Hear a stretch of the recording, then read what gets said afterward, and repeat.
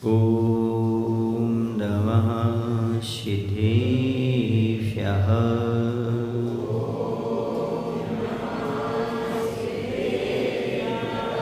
ॐ नमः सिद्धेभ्यः।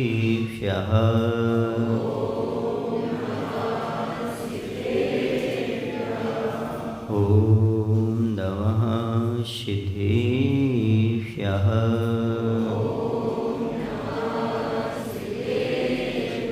मङ्गलं भगवान् वीरो मङ्गलं गौतमो गणी मङ्गलं कुन्दकुन्नार्यो जैनधर्मोऽस्तु मङ्गलं जैनधर्मोऽस्तु मङ्गलं। बोले देवादिदेव श्री नेमिनाथ भगवान की, देवादिदेव श्री पारसनाथ भगवान की, आचार्य गुरुदेव भगवान श्री विद्यासागर जी महाराज की, आचार्य समय सागर जी महाराज की।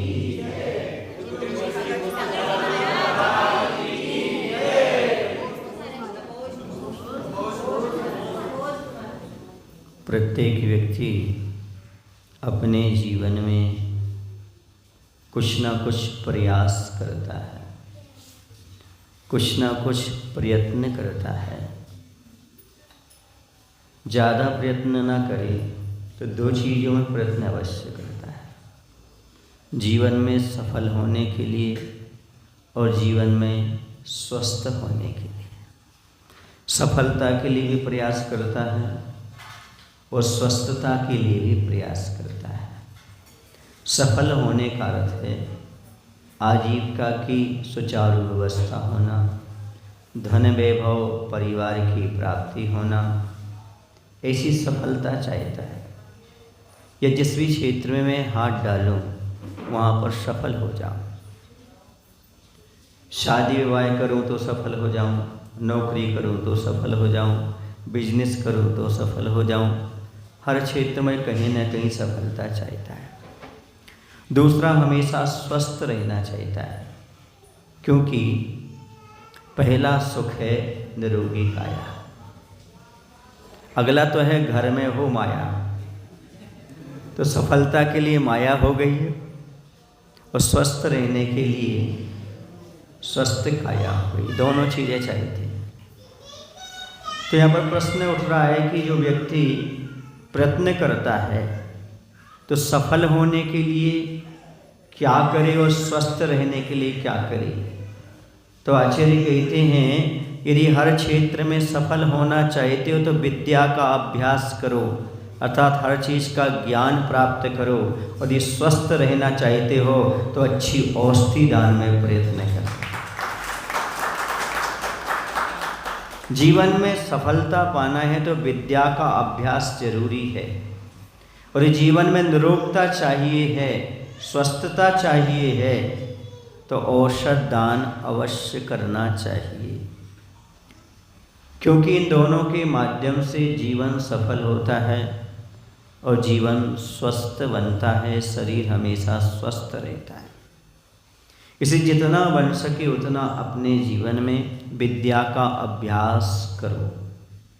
मैंने आचार्य भगवंत को देखा, हालांकि उन्हें कोई स्वाध्याय करने की आवश्यकता नहीं थी, लेकिन 75 की ऊपर की उम्र में भी वो क्या करते थे, स्वाध्याय करते थे। एक बात और बता दूं, आचार्य 80 वर्ष के हो चुके थे। कितने वर्ष के हो चुके थे? 80 वर्ष के। आप लोगों की धारणा ये है कि उनका जन्म 46 का है, नहीं, उनका जन्म 43 का था। कब का था? क्योंकि उनके मित्र मारुति मिले थे, उनसे चर्चा हुई सदलगा में, तो उन्होंने ये कहा कि हमारा 39 का था जन्म और उनका 43 का था। मैंने उनसे कहा कि आचार्य का जन्म 46 का और तुम्हारा 39 का, इतनी दूरी होने के बावजूद भी आपकी मित्रता कैसे? तो बोले वो गलत है, 46 जो चल रहा है। कभी आप महावीर भैया से चर्चा की हो तो आपको मालूम पड़ा होगा, या उत्कृष्ट सागर जी से कभी आपने चर्चा की हुई तो बताया था ना उन्होंने। तो उनका जन्म कब का था? 43 का था। सुन रहे आप लोग कि नहीं? इसलिए आचार्य भगवंत 80 वर्ष के हो चुके थे, 80 साल के हो चुके थे। तो 75 के उपरांत भी वह स्वाध्याय करते थे, विद्या का अभ्यास करते थे। कारण क्या है? पहला कारण तो ये है कि उपयोग लगा रहता है, दूसरा नई नई चीज़ सीखने को मिलती है, और स्वाध्याय आवश्यक भी है, कृति कर्म में भी आता है। उनके जो काव्यसर्ग होते हैं ना स्वाध्याय के, वो भी इसमें जुड़ते हैं। इस प्रकार से ये किया जाता है। तो आप लोगों को भी स्वाध्याय कब तक करना चाहिए? जब तक आपको दिख रहा हो, सूझ रहा हो, समझ में आ रहा हो, सुनाई दे रहा हो, तब तक स्वाध्याय कभी छोड़ना नहीं चाहिए। जीवन के प्रत्येक पल को विद्यार्थी जीवन बनाने का प्रयास करो। हमें सीखना है, सिखाना नहीं। जो कुछ हम पढ़ रहे हैं, जो कुछ पढ़ा रहे हैं, वो स्वयं के लिए पढ़ रहे हैं, स्वयं के लिए सीख रहे हैं। कुछ लोगों का कहना रहता है कि महाराज जब बहुत सारी पब्लिक हो तब प्रवचन करना चाहिए, जहाँ पर कम लोग होते वहाँ प्रवचन करने की क्या आवश्यकता है? तो भाई स्वाध्याय तो परम तप है। अकेले बैठ करके करो, चाहे 4 लोगों में करो, चाहे 1000 लोगों में करो, तपस्या तो तपस्या और कर्म की तो नजरा होगी। लेकिन ये बात अलग है, कम लोगों में कम लोगों को लाभ मिलेगा और ज़्यादा में ज़्यादा को लाभ मिलेगा। जैसे एक ट्रेन वाला है, ट्रेन का जो ड्राइवर है, चालक है, उसमें ट्रेन में सवारियां बैठे या ना बैठे, बोलो भाई, वो ट्रेन अपनी समय पर ले जाएगा कि नहीं ले जाएगा? पूछो क्यों? उसका कोई नुकसान होने वाला नहीं है, वो सरकार की व्यवस्था है। कितनी सवारियां आती हैं, जाती हैं, नहीं आती, नहीं जाते, उसकी तनख्वाही तो पक्की है। इसी प्रकार से कोई स्वाध्याय सुने या ना सुने, 10 लोग भी सुने, मुनिराज की नजरा तो फिक्स है, वो तो होनी ही होगी। उसमें किसी प्रकार का कोई अंतर पड़ने वाला नहीं है। और जो भी मोक्ष मार्ग में क्रिया की जाती है, उसका उद्देश्य संवर और नजरा हुआ करता है। पाप कर्मों का संवर होना और दोनों कर्मों की नजरा होना, पाप की भी नजरा होना। ये जो चलता रहता है, ये अपने आप में परम तप माना जाता है। यदि आप 1 घंटे बैठ कर के स्वाध्याय सुनते हैं विनय के साथ, यहाँ वहाँ भटकते नहीं, घूमते नहीं हैं, अपने मन को चंचल नहीं बनाते, तो समझ लेना आपने क्या कर लिया? परम तप कर लिया। इतना ही नहीं, तत्वार्थ सूत्र का यदि आपने शांति से बैठ कर के आधे घंटे में पूरा पाठ कर लिया, तो आपको एक उपवास का फल मिल जाता है अपने आप।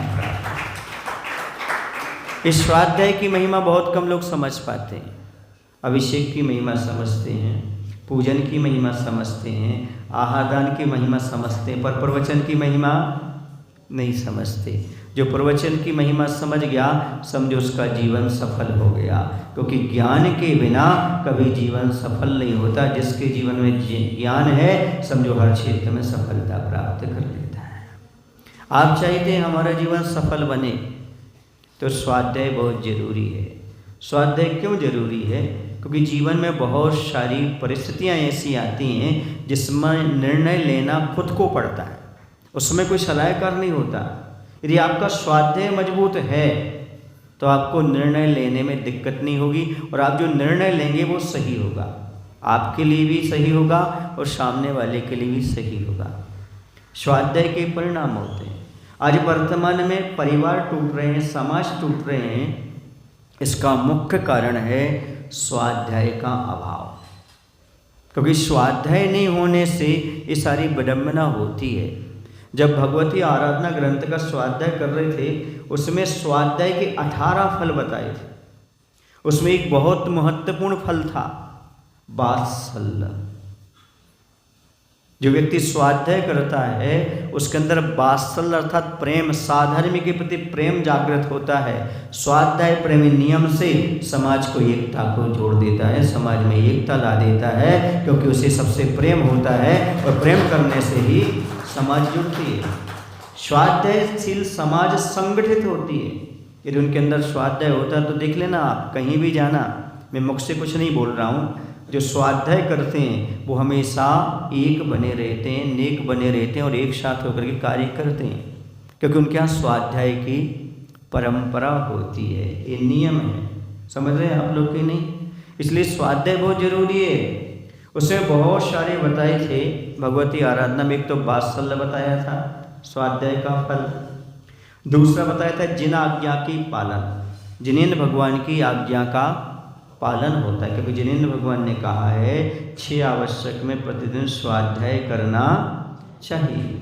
इसके साथ ही साथ 100 पर का उद्धार, स्वयं का उद्धार भी होता है और जो व्यक्ति सुनता है उसका भी इसके माध्यम से उद्धार होता है। स्वयं का उद्धार और दूसरे का उद्धार होता है। इसके साथ ही साथ भक्ति, देव शास्त्र गुरु के प्रति भक्ति बढ़ती है। भक्ति में कभी किसी प्रकार की कोई कमी नहीं आती है, अर्थात भक्ति निरंतर बढ़ती चली जाती है। क्या बढ़ती है? भक्ति निरंतर बढ़ती रहती है, क्योंकि स्वाध्याय करने से मालूम होता है भगवान के गुण कैसे होते हैं, गुरु के गुण कैसे होते हैं। उनके माध्यम से जीवन में भगवान के प्रति, गुरु के प्रति अपने आप भक्ति उमड़ने लगती है, क्योंकि जब तक सामने वाले गुणों के प्रति प्रेम ना हो तब तक भक्ति नहीं उमड़ती, वैयावृत्ति के भाव नहीं होते। जो व्यक्ति वैयावृत्ति के भाव पैदा नहीं करता, भगवान की भक्ति का भाव पैदा नहीं करता, समझो है भगवान के गुणों से, गुरु के गुणों से अभी परिचित नहीं है, क्योंकि बिना गुणों से अनुराग हुए भक्ति होती नहीं, गुणों से प्रेम हुए बिना वैयावृत्ति होती नहीं। जो वैयावृत्ति करता है, जो भगवान की भक्ति करता है, निश्चित उसे भगवान के गुण ज्ञात हो गए और गुणों को प्राप्त करना चाहता है, यदि गुरु और भगवान की तभी वह भक्ति कर रहा है। वंदे तद्गुण लब्धये, हे भगवान मैं आपकी वंदना कर रहा हूँ तो आपके गुणों की प्राप्ति के लिए कर रहा हूँ। तो स्वाध्याय करने से भक्ति बढ़ती है, तीर्थ प्रवर्तन होता है, उपदेश आदि सुनने की इच्छा होती है और उपदेश देने के गुण भी प्रकट होते हैं। कितने हो गए? स्वाध्याय करने से क्या क्या फायदा है? जिनेंद्र भगवान की आज्ञा का पालन, स्वयं और दूसरे का उद्धार, गुरु और प्रभु के प्रति भक्ति उमड़ना, वात्सल्य में वृद्धि होना, धर्म तीर्थ का परिवर्तन होना, उपदेश देने की क्षमता आना और गलत कार्यों से स्वयं भी बचते हैं और दूसरों को बचाने का प्रयास करते हैं। इतने सारे फायदे यदि स्वाध्याय से होते हैं तो गुणी जनों को कभी स्वाध्याय छोड़ना नहीं चाहिए, हमेशा स्वाध्याय करना चाहिए। पंडित जी यहाँ बैठ जाओ ताकि कोई डिस्टर्ब ना करे, वहाँ से ही भगवान दिखते हैं। हाँ ऐसे, हाँ, ताकि कोई यहाँ आना जा। नहीं नहीं नहीं, आवाज़ आ रही, पर्याप्त है। सुनाई दे रहा ना आप लोगों को? बस पर्याप्त है, यही माइक है, जहाँ तक आवाज़ पहुँच जाए, जहाँ तक लोग सुन लें वो पर्याप्त होता है। तो बात यहाँ तक कह रहे थे हम आपसे कि यदि आप लोग विद्या का अध्ययन करते हैं, स्वाध्याय करते हैं, निश्चित रूप से आपके जीवन में बहुत परिवर्तन आता है। स्वाध्याय करने से जीवन परिवर्तित हो जाता है, क्रियाओं में बदलाव आ जाता है, भावों में बदलाव आ जाता है। मैं तो ये कहता हूँ स्वाध्याय करने से मात्र क्रिया नहीं बदलती, मात्र व्यवहार नहीं बदलता, मात्र स्वभाव नहीं बदलता, मात्र देखने की दृष्टि नहीं बदलती, बल्कि जीवन का संपूर्ण मानव जीवन ही बदल जाता है। पूरा जीवन बदल जाता है। यदि आपकी क्रिया बदल गई, बोलने का लहजा बदल गया, आपके भाव बदल गए, व्यवहार बदल गए, तो बचा क्या? इसी का नाम तो क्या होता है? जीवन होता है। और ये सब स्वाध्याय करने से अपने आप परिवर्तित होता चला जाता है। आचार्य ने एक बार कहा था, आज वात्सल्य क्यों समाप्त होता चला जा रहा है? चाहे साधु संग में हो, चाहे सावक संग में हो, ये वात्सल्य कब खत्म होता है? जब स्वाध्याय समाप्त हो जाता है। यदि स्वाध्याय बना रहता है तो नियम से, मैं आपको बता दूं, नियम से वात्सल्य बना रहता है। यदि आप चाहते हो कि हमारे परिवार में एकता बनी रहे और आप चाहते हो कि मंदिर में एकता बनी रहे, तो क्या करना चाहिए? परिवार में एकता बनी रहे इसलिए सामूहिक भोजन करना चाहिए। सब एक साथ बैठ कर के भोजन करेंगे तो एक दूसरे की बात को शेयर कर पाएंगे और जो गलतफहमियां वो समाप्त होती चली जाएंगी। और यदि मंदिर में, समाज में एकता चाहते हो, सामूहिक भजन और स्वाध्याय होना चाहिए। सामूहिक जब बैठेंगे, जो भी विडंबनाएं सामने आ रही हैं वो सारी विडंबनाएं क्या हो जाएंगी? समाप्त हो जाएंगी। सामूहिक भजन करेंगे, स्वाध्याय करेंगे, उसके माध्यम से एक दूसरे की शंका का समाधान भी होता चला जाएगा। आज जो व्यक्ति समाज के कार्यों में विघ्न डालते हैं वो स्वाध्याय के अभाव में होता है। कुछ लोग कहते दान नहीं देना चाहिए, कुछ लोग कहते इतना दान देकर क्या करोगे, कुछ लोग कहते जब देखो जब पैसे ही मांगते रहते हैं, है ना, कमेटी के लोग। आदि आदि जो विडंबनाएं हैं ये स्वाध्याय नहीं होने से उत्पन्न होती हैं। और ये व्यक्ति लोग स्वाध्याय करने लगे, विद्या का अभ्यास, तो सारा समझ में आ जाए। क्यों आ जाए? क्योंकि आचार्यों ने एक ही बात कही है, सावक का मात्र 2 धर्म है, दान और पूजा, इससे बड़ा नहीं धर्म दूजा। यदि दान नहीं देता, पूजन नहीं करता, तो समझो सावक कोई भी धर्म नहीं करता। यदि दान देता है और पूजा करता है तो वह धर्म का पालन करता है। आप लोग बोलते भी हो, आपने सुना भी पढ़ा भी होगा, क्या? देव पूजा, गुरुपास्ति, स्वाध्याय, संयम, तप, दान, ये क्या है? 6 आवश्यक। 6 आवश्यक में दान है कि नहीं है? तो पूजा रोज करना चाहिए, ये सब जानते हैं। दान रोज करना चाहिए कि नहीं करना चाहिए? ये कहाँ से ज्ञात हुआ? स्वाध्याय करने से। अब मांगने की जरूरत ही नहीं है। यदि रोज आप पूजा करो तो पुजारी रखने की जरूरत नहीं है, रोज दान दोगे तो आपसे मांगने की जरूरत नहीं है, क्योंकि बिन मांगे आप दान करोगे तो फिर मांगने की जरूरत कैसे पड़ेगी? समझ आ रहा है? लेकिन आदमी इसको कर्तव्य नहीं समझता, इसे अपना धर्म नहीं समझता। क्यों? क्योंकि उसका स्वाध्याय का अभाव है। कभी एक ग्रंथ को शांति से बैठ करके नहीं पढ़ता। यदि ग्रंथ को शांति से बैठ के पढ़ता, उससे ज्ञात हो जाता कि स्वाध्याय करने का क्या फल होता है। जो भी महापुरुष हुए हैं, महाशतियाँ हुई हैं, उन सबके जीवन में संकट नहीं आए क्या? आए हैं। पर उन्होंने किसी से सलाह ली क्या? स्वयं निर्णय कैसे ले लिया? क्योंकि उनके पास स्वाध्याय था।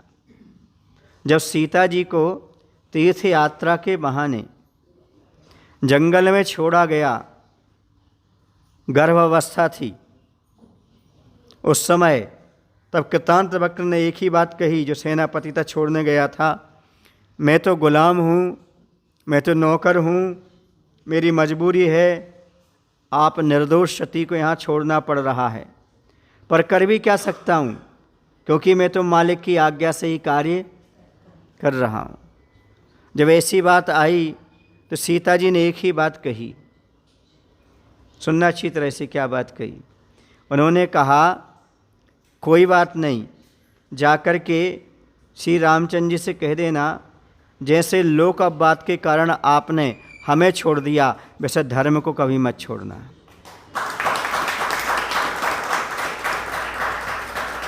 दूसरी बात, जब से हम आपके घर में आए हैं, शादी हुई है, तब से आप पर आपत्ति आ रही है, इसमें निमित्त कारण मैं बन रही हूँ। सुन रहे आप लोग कि नहीं?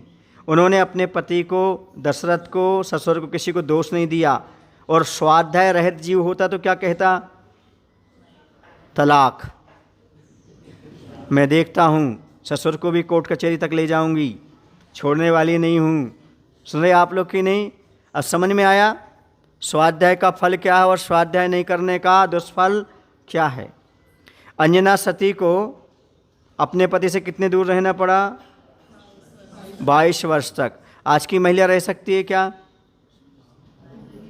बोलो ना भाई। इसके बीच में तो तलाक दे करके समझ आ रहा? आखिरकार इतना सब सहन कैसे कर सकते थे? स्वाध्याय के कारण। किसके कारण? जिनके पास स्वाध्याय होता है वह जीवन में कभी गलत निर्णय नहीं ले सकता। ध्यान रखना, जिसके पास स्वाध्याय है वो गलत निर्णय नहीं लेता।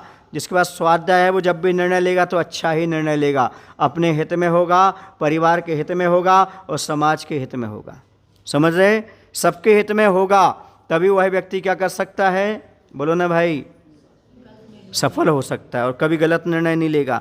यदि आपके पास स्वाध्याय है, आप भी कभी गलत निर्णय नहीं लेंगे। गलत निर्णय होते तो स्वाध्याय के अभाव में होते हैं, और गलत निर्णय अर्थात गलत जीवन, जीवन ही गलत हो जाता है, और सही निर्णय मतलब जीवन भी सही बन जाता है। इसलिए स्वाध्याय कभी नहीं छोड़ना चाहिए। कसाय को कम करना चाहते हो पापों को कम करना चाहते हो तो कभी भी स्वाध्याय में कमी नहीं लाना, लगातार स्वाध्याय करना चाहिए। आपकी कसाई कम होगी, आपके पाप कम होंगे। जब आप पढ़ेंगे, स्वाध्याय करेंगे, निश्चित आपको लगेगा ये मैं गलत कर रहा हूँ, ऐसा मुझे करना नहीं चाहिए।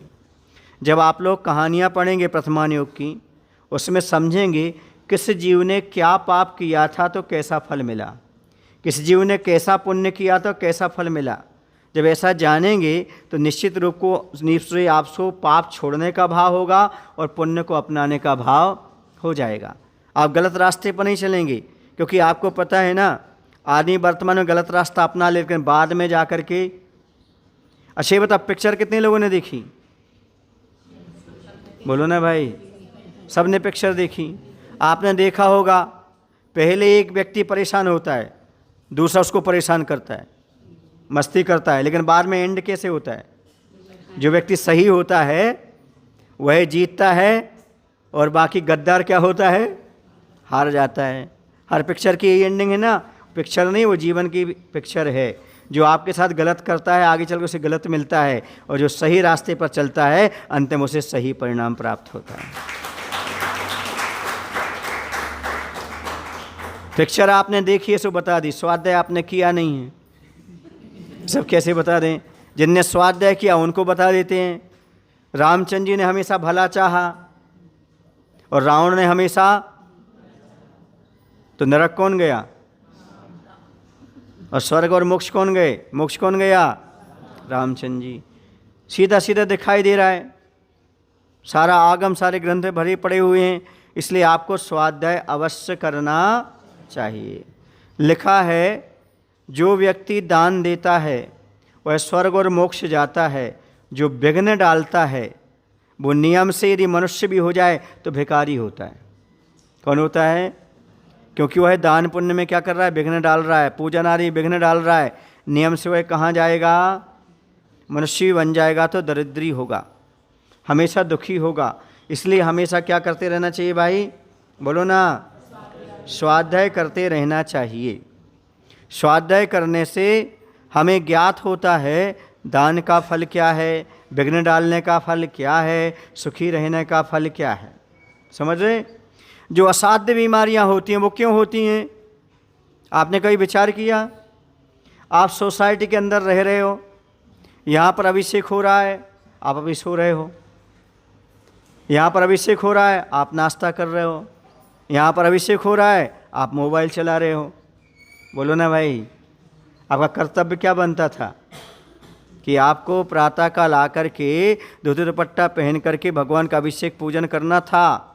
आपके पास ज्ञान है फिर भी आप नहीं कर रहे हो, इसलिए असाध्य बीमारी आकर के घेरती है। क्योंकि समाज में रहते हुए सामाजिक कार्यों में हमेशा सम्मिलित होना चाहिए। यदि मुनि के प्रवचन चल रहे तो सारे काम छोड़ दो, क्या करो?